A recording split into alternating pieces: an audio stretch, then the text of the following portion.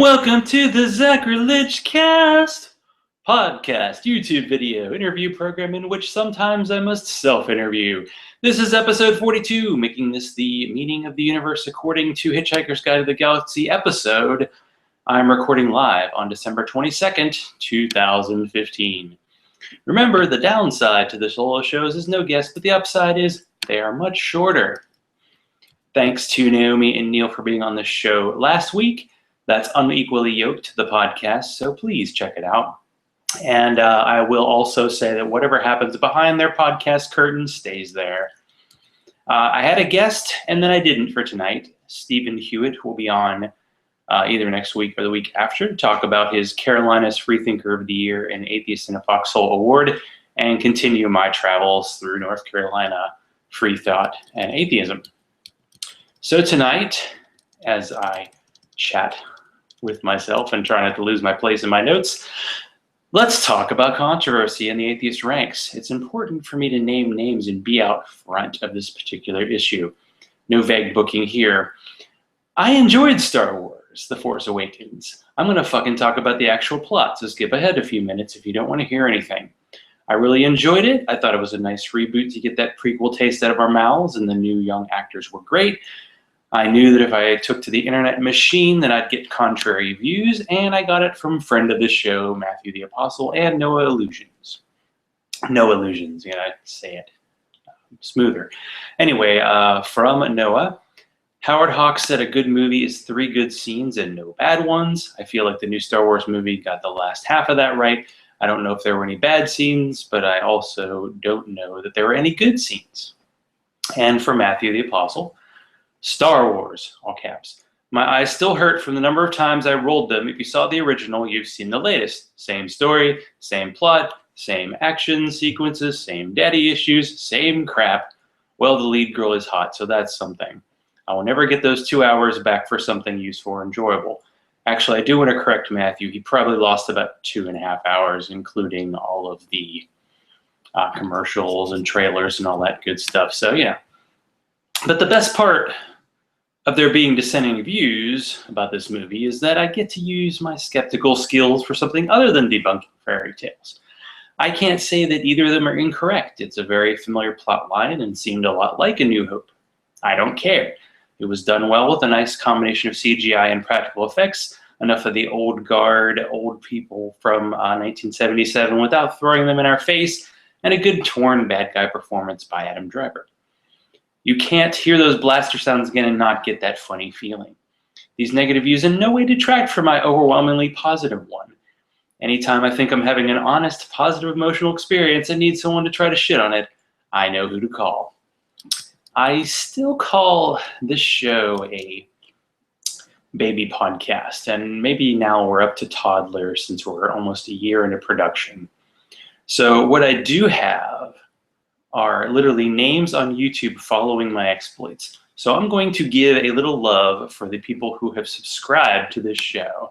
And I know reading lists is very sexy, and you can't see my hand signals, and you definitely can't see my beard if you're listening to this on iTunes, but that's okay. So our subscribers include Barry Grossner, Crystal Hughes, V.A. Hietala, Baby Lou and Friends, Roleplay Humor, Jenica Crail, Shine Allen, Paleo Radio Show, yeah, 75J Dog, Linda Sabrino, The Outsiders Liberty, David Nelson, Beth H, hey Beth, Tom Leeds, Craig Smith, Beyond the Trailer Park, woohoo, I'm getting love up north, Proscriptor, Jason Shelley, Courtney Lynn, Duito, David Gwaltney, No Religion Required Podcast, don't know those people, David Blackett, Christy Winters, Jewel Lee, Andrew Garber, Infinity and Zero, Godless Mom, Chris Lane, Secular Yakking, gotta talk to those people soon, Shane Thrapp, Bonnie Baker, Atheist on Air, hey Atheist on Air, The Lotus Alchemist, Superman and Phoenix, Snow Diggs, Steve Jackson, Cheyenne Roberts, Heather Dillil, and No Dogma Mama. That's a nice finish there. I like hearing my name on shows, so I figured I'd give other people a little bit of that, and I will definitely be sharing that portion to everybody. So also wanted to say thank you to the people who've given me 5-star reviews on iTunes so far, all 5 stars, from RFS 999, the Munkaroo, I assume a former guest Corin, because she says something bad about the prophet Jeremiah. Atheist Roundtable, which is Andrew, and Beep 3 Rocks, aka Promoting Secular Feminism. I give more 5-star reviews on iTunes, and I try to do it at least for shows that I appear on. So I just like to do that, not for me, but I think you should do it for shows that you love or at least subscribe to. Sometimes the shows do go with a hard sell on the, hey, give me money, or hey, buy my t-shirt, or, support me in this way. You can support a show just by telling somebody else. You can also support them going on iTunes, going on social media and giving them love, or just go to the page, like their Facebook page or iTunes page or whatever other social media that I ignore, and say, hey, I listen to your show and I like it, and it means a lot to people. So try that sometime. I've never done this. Well, I've done reflection, but I figure since we're at the end of the year, let me give a little kind of recap from last week's episode. I feel like this director's cut is something that I would like to do. I just don't make the time for it to kind of talk about my feelings about a show that I've done, and not necessarily talk behind people's back, but just talk about how it all came together, what I felt, maybe questions that popped up during the interview. I'll just admit that I'm a lazy host, and it's not just that, it's just hard for me to get into people's space and ask them to be on my show, which still feels like me having a private conversation for an hour a week. I actually don't mind that feeling. The one-on-one podcast that I send off into the world like a message in a bottle. The bottle is clearly a beer bottle and a brown bottle, because clear bottles let too much light in. And by the way, again, Westbrook Goza, quite tasty. So continuing the recap, last Monday night I sent a message to God, and God responded. I know, I have an in. I interviewed Gene in his pre-God life, like Yahweh, all that time sitting there in water waiting to create the universe. Gene the Machine got me in touch with Naomi and Neil, and like I said in the intro last week, the show hit me in the feels. They're Unequally Yoked show, because I've listened to, they have, I think, 11 episodes, and I've listened to about 4 of them just to get a feel for the show, as I like to do if I have the time, which I need to. But the show's like listening to a therapy session, and you get a feel for what a marriage is really like behind the door. It can get tense, it can get ugly, and you do realize how different two people see the same events. But ultimately, you can feel it that those two are true lovebirds. They've been together for 19 years, so obviously they're doing something right. Now, I didn't want to get into any theological argument with Naomi, because first, believer guest, and that's not really part of their show to debate the finer points of Mormonism. And she does seem quite happy in the Mormon bubble. It's a point of view that feels quite familiar, the not wanting to question.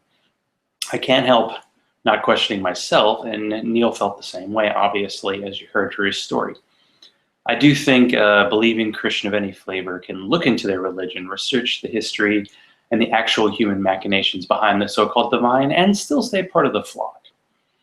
But the point of view I relate to is Neil's, so it can't be anything other than that. I can try to understand, and I think it was interesting to hear her point of view, the belief that when she and Neil originally met, that it was actually God's voice talking to her, saying that he's the one. Although the interesting part was she wanted to ignore God's voice, but eventually gave in, and they both, were equally yoked, about as equally yoked as two people can be, and that turned around, but ultimately still got the feels, still making it happen. 5 kids later, almost 20 years. It's very impressive. So, can I say anything about the holiday season? Well, maybe I'm still in my angry atheist phase, perhaps phasing that one out, but still in it. My ears still perk up when I hear anything about the war on Christmas. Now, let's face it, this holiday is primarily a capitalist venture, but it's also strongly associated with close family ties. The former I could do without, but the latter is critical. If you have that family, maybe you have to grit your teeth during prayer or two, or just give a moment of thanks of your own, giving no deity credit with the exception of His Grace, the Flying Spaghetti Monster. The point is, as with kind of Thanksgiving, you get your time with your family, and it may feel like you have to be there, or maybe you're particularly close, but you also have the friends too. So you have the family you were born with and the family you've created. And I've got a great second family up there in Chattanooga, so I'm very grateful for that. So is it possible to give enough love to my patrons? I still don't know how to say it. You can go to patreon.com/Zachrilege and donate to the show. It seems like the site is Patreon and the people who support it are patrons, but I still don't feel comfortable either way. But in any case, the three patronist people that I know are the following: Bobby Carey, and by extension, Miss Ashley. But it'll be funnier if I just focus on him. Was the first. He was my first interview, first Patreon. I'm telling you, there's something happening. His bald head is so shiny and bright that people in North Carolina voted down adding solar energy because they feared the associated equipment issues. There are people who do podcasts for many reasons, but I do believe Bobby has a genuine love for humankind, and that's what he's trying to convey with his great podcast voice every week. Thank you, Bobby. Hugh Mann is a fantastic singing voice and a generous heart, plus his husband is a world-class cook, so I hope to be invited back for some more Big Green Egg goodness one of these days. He said $1 isn't much, but it's time and effort and thought behind it that touches me to the core, so keep being you. Thank you, Hugh. Teody is third on my list. He's a supporter of tons of podcasts, and as a Jedi, I better be nice to him. Let's meet up one of these days, since we are all Atlanta people, so thank you, Teody. No end of your show is complete without a little bit of what happened in Zach's journey segment, and I know that's a little bit cheesy, but I'll just say it wasn't the smoothest year. We lost 2 cats in a 6-month period, starting with Sting last December and Chewy in May.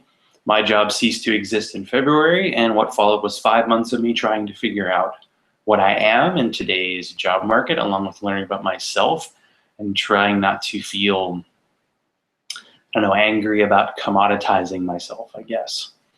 But I am re-employed again in a better place with a better fit for me, so there are happy endings. We acquired 2 new kittens, Mr. Scat and Mr. Soy, and they prefer napping to podcasting.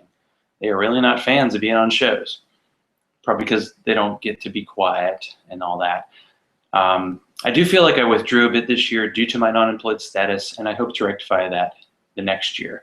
My wife finished her master's and got a good job of her own, so all in all, good times.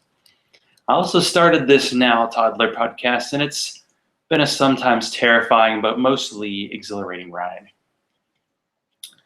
I'm not 100% sure if I'll get Stephen Hewitt on next week, but he will be on the show after my plea for guests a couple weeks ago caught his ear.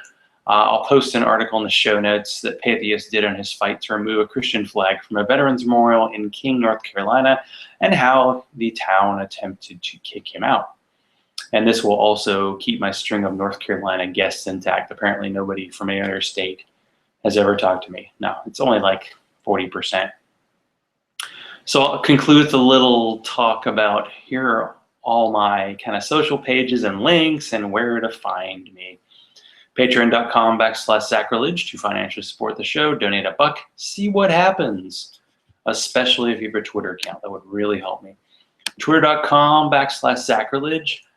I let my atheist flag fly, and as always, try to highlight some of the best bloggers, podcasters, and YouTubers. I especially enjoy quoting people out of context from their podcasts and are being my top focus. Miss Ashley talking about herself in the third person, but at least she realized it. The Zachrilege Cast page on Facebook is where I put the posts and blogs and podcasts that I'm listening to, that you can see how obsessed I am with shows, and I want to share, which is the main point of this show. I want to let people know what's out there in podcast land, and you can choose for yourself. Choose your own skeptic adventure show, or you just eliminate everything I've ever highlighted from your list, and then there you go. Find what you like. Zachrilege.cast@gmail.com is the email address. If you want to be on the show, go there, or go to the other places I mentioned. Sure, I'd love to get the people who win awards and have welcome mats on here, but I'm just as interested in bringing on new podcasters and just cool people in general. It's always a good time. So thanks in conclusion to everyone who comments, subscribes, listens, throws money and virtual underwear in my direction, and reaches out. It means a lot to be part of the community. I'm going to try to shine a light on people who are doing a great job in entertaining and informing you. So if you're an atheist and feel alone, you're not alone. Reach out. Let's chat and get that human connectivity that keeps people coming back every Sunday. Stay skeptical, everybody, and good night.